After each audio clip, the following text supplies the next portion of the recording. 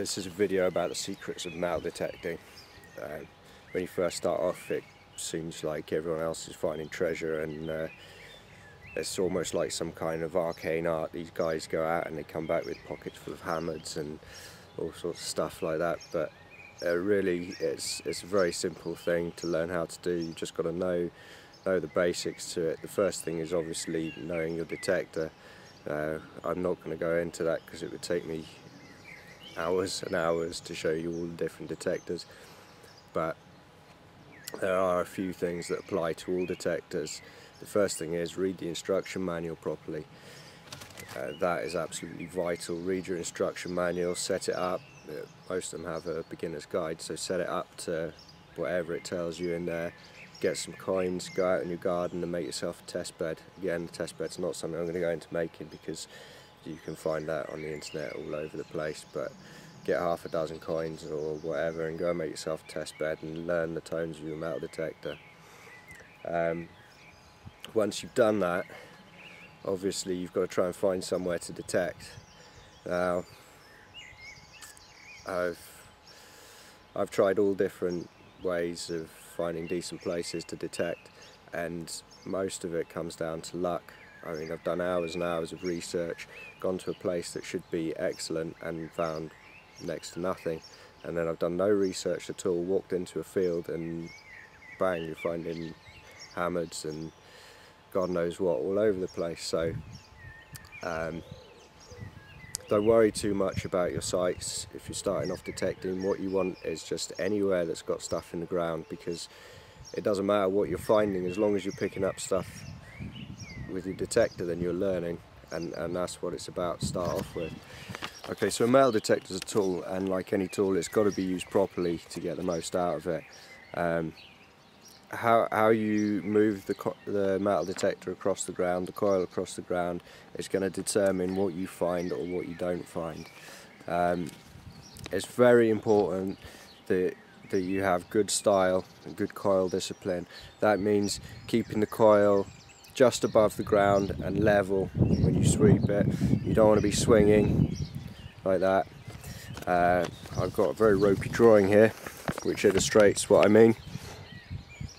You see, this is the ground here and these are the targets in the ground. Now, depending on the conductivity of the target, the size of it, it's going to have a certain detectable depth, right? Now, bigger targets will be detected from at a greater depth than smaller targets. So these represent coins buried in the ground, and this represents a swing. All right, you can see how this swings. This goes across the swings across the ground, and it gets that target, and that target, but it misses these targets and this one because it's lifting up at the ends. Now, if you pass the coil parallel to the ground, you can see that all those targets are got. Right. By the way, if you have this many targets in the ground under each sweep, it doesn't matter how you metal detect because you're still going to find stuff. So yeah, that's vitally important that you make sure your sweep is consistent and covers the ground and doesn't lift up at the end.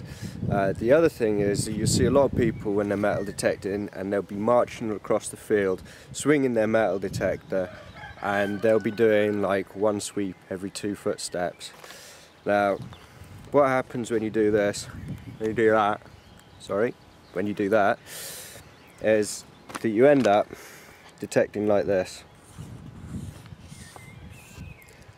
That's the ground your coil covers. Okay, so you're only picking up stuff along these lines. Anything in these areas is going to be missed, and that's really no good.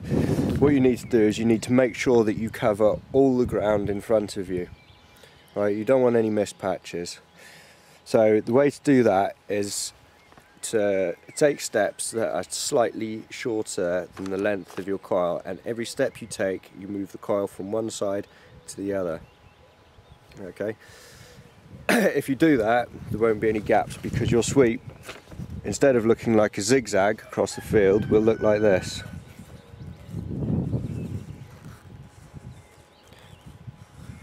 right? And if your steps are slightly smaller than your search coil, that means that each sweep will be slightly overlapping, if I could draw, and you will have no missed targets at all. Everything in this area will be found by you. That's really important. Just recently, me and my detecting buddy, we went to a field. It was quite a big field, and I went in there confident of my metal detecting skills and went around the field not actually using any of my skills and just metal detecting too fast basically, and I found virtually nothing in the field on my first pass. I had maybe, you know, a few bullets and a bit of tin foil, but my mate comes in and he methodically metal detects a little bit, and he had 2 hammered coins and I had nothing. Now when I saw this, I then started detecting properly again, and I went around the field again, and by the end of 2 or 3 days we had about 20-30 hammered out of this field. But if I hadn't have metal detected it properly, I would have probably written that field off and never gone back there, and those 20-30 hammered would still be out there. And so it's vitally important that you make sure you cover the ground in front of you properly. But when you're detecting in the proper manner, you do move quite slowly, right? Which means that when you walk into a big field, you've got a huge amount of area to cover. You need to be able to have some kind of system to pick out where the hot spots are in this field, because if you start doing strips up and down it, the chances are, you know, it could take you a couple of weeks to do the one field, and that's a long time before getting to the hot spots. Sometimes hot spots might be only in one corner of the field, or they might be in the centre or wherever, but you need to locate them as quickly as possible so you can then do a more methodical search on it. Now the way to do that, this is a drawing of 2 fields, right? The first thing you would do is you come into the field and you would metal detect around the edge of it, like that. Once you've done that, you then metal detect across it like that, and you section it into quarters. You then metal detect from corner to corner.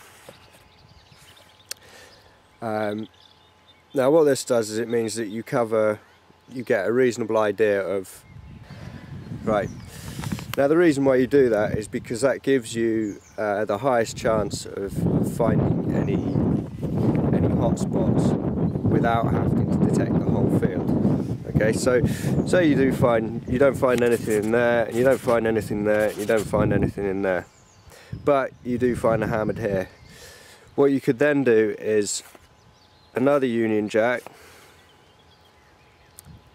over that, and then if you're still finding stuff, then what you can do is you can grid the field, which basically means grid the patch, grid the hotspot, which basically means you do lines over it like that, and then you do lines going the other way, and that should ensure that you get 90% of the targets in it. There is another way of doing it. Sometimes you go in a field that's absolutely huge, like 240 odd acres. There's some of the fields I've been doing recently have been that sort of size, and they're massive. I mean, there's no way that you're going to walk from one side of it to the other, because it's just, it would take you a week to do a Union Jack over it. So in this instance, generally what most metal detectors do is what we call a lonely wander, which is where you just wander off into the field and you look for obvious features in the field, like rises or maybe streams, where streams have been, and you focus your attentions around likely spaces. For this, you've just got to use intuition. It helps if you know if there's any footpaths and stuff like that, because obviously footpaths, people have dropped stuff, but watering holes, obviously people have dropped stuff there as well or around them. So concentrate your efforts in these sort of areas. But once you do find something in a field that's massive like that, it's quite helpful if you have either some plastic tent pegs. They're quite handy to have with you, or GPS, but plastic tent pegs work just as well. So you've got a ginormous field like that, and you found something here. Now what I normally do is I would put a tent peg or a large rock or something, or a pile of rocks where that find is, and I'd work outwards from that point in a spiral. I'd detect outwards in a spiral from that point, making sure that you overlap your previous circuit each time. That gives you a very good way of metal detecting the whole area and making sure there's no more coins. The other thing you could do, of course, is you could mark out a square and grid that, but I mean that's quite difficult, especially if you're at a rally or something. Spiral is probably the easiest way. Another thing to remember is when you're detecting, some signals are going to be positive. You're just going to know instantly that there's a target there, but other signals, they're going to be iffy. Now, especially if these are small iffy signals, you need to make sure you investigate these, because as shown here, see this target, you're easily going to notice that when your coil goes across, that's going to go bang and you're going to hear it, you're going to dig that. These ones, they're going to be a little bit fainter, and in the case of that one, it's probably just on the edge of detection depth, right, which means that your metal detector's not really going to know what it is. It's just going to go maybe it's target, maybe it's not, right. Now you can either, well, there's several ways that you do it. Personally, if I get an iffy target, I try and pinpoint it as best I can and just dig it. Right? I don't care if it's a piece of iron. You know, if I dig 100 pieces of iron and one of them turns out to be a hammered coin, then I've won. But if I don't dig those 100 pieces of iron, I'm not going to find that coin. So any iffy signal, you want to make sure that you dig it. If it's a big signal and it's iffy, it's more than likely it's going to be a piece of iron or something like that. But you get to know these ones. But if it's a small signal, if it's just a little scratch, then the chances are that it's not actually going to be a piece of iron, it's going to be something small. It might be a piece of tin foil, it might be a bullet, but whatever it is, you want to make sure that that's not something that's good. You know, good targets are probably, what, 1 in 100, 1 in 1,000, and there's no point in digging 900 targets but missing out the 100 which are iffy, because that iffy target, that could be your good target. And what it means is if you miss out on any, if you don't dig any through whatever reason, because you're not sure of it or whatever, you might always metal detect in that way, and every time you'll miss that good target. Okay, another really important thing about metal detecting is when you dig a target, if it's rubbish, you put it in your finds pouch and you take it home and you put it in the bin. I would suggest that unless it's obviously a piece of tin foil, don't put it in the bin straight away. Get yourself a bucket and put it in there. Separate the finds, 1 lead, 1 copper alloy, 1 iron. So yeah, the reason for this is because quite often when you start off metal detecting, or even all through metal detecting, you won't necessarily know that some of the things that you found, they might appear to be rubbish, but in actual fact it might be quite an old artifact. I've had a Roman brooch which I found when I first started metal detecting, and it just looked like a copper nail to me, but fortunately I kept all my finds and I was able to go back and find it. It's 150 BC, something like that, a trumpet brooch. So it's really important that you make sure that you keep your finds, even if they do appear to be rubbish, unless it's a tin can, etc. And it's also really important that you take your stuff home with you. You must not rebury it. If you rebury it, for a start, you probably dig it up again in the future, and for a second, if anyone catches you reburying it, another detectorist for example, they're not going to be happy with you. Another thing is, make sure you fill your holes in properly. It doesn't matter whether you're on plough or pasture or on the beach, you fill your holes in, because there's nothing that people hate more than having a look and seeing you leaving holes all over the place, especially if you're leaving your rubbish by the side of the hole. That just gives us all a really bad name. And if GOG was to find you leaving a hole open, you'd probably end up crucified. So that's another thing, you have to make sure that you fill your holes in properly. If you're on pasture, it's really important that you do it, because if you don't get that turf back in nice and flat and without bloody great holes around it, in a few months' time, even in 6 months' time, the farmer will be able to go in that field and he'll be able to see all the holes that you've dug, and if he sees that, then you're going to lose your permission.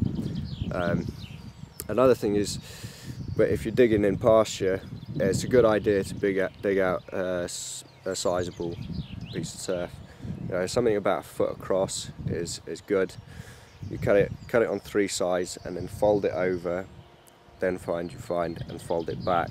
It's a good idea to leave half of it still attached to the ground, because that allows the moisture to, well, it just sort of, it allows it to grow better. It grows back into the ground better. If you cut it all the way around, quite often the turf will shrink, especially in the summertime, and then it will just get kicked out by the animals, and that will also look really bad on you. The reason for making the turfs quite big is because it adds weight to them. The problem I get around here is there's a lot of badgers, and the badger will go in the field after you've been metal detecting. You see all these holes everywhere and you go, bloody hell, what's been going on in here? I bet there's something interesting on this. And he'll go along to every one of your holes and he'll flick the turf out. Now, being a badger, they don't really know much about reinstating the ground, and they'll just leave them like that. But when the farmer comes along, what he's going to see is 100 holes in the field with the turf flicked out, and he's going to think, well, that person I've just let metal detect on my fields is taking the piss out of me. He's just left all his holes open. If you go back and you say the badgers did it, you're going to look like an idiot. So make sure you stamp them holes down properly, dig a sizable piece of turf, take your rubbish home with you, and hopefully you'll live to detect another thing to remember when you're metal detecting is pinpointing. You need to learn how to do this accurately and efficiently. If you can't pinpoint, you're going to damage your treasure. You're also going to dig ridiculously large holes, and especially if you're doing this in pasture, it's going to look a mess. It's going to cost you permissions, and it's going to cost you fines, because time equals treasure. You need to be able to find that as soon as you've located the target with the metal detector. You need to be able to get it out of the ground as quickly as possible and into your fines pouch without damaging it. And pinpointing is the key to this. I noticed Pond Guru does a tutorial on pinpointing. Probably worth watching that one. I haven't actually seen it, but I know he's a good metal detectorist. He knows what he's talking about. So have a look on that. Have a look for that on YouTube. That'll probably give you quite a good idea of how to go about it.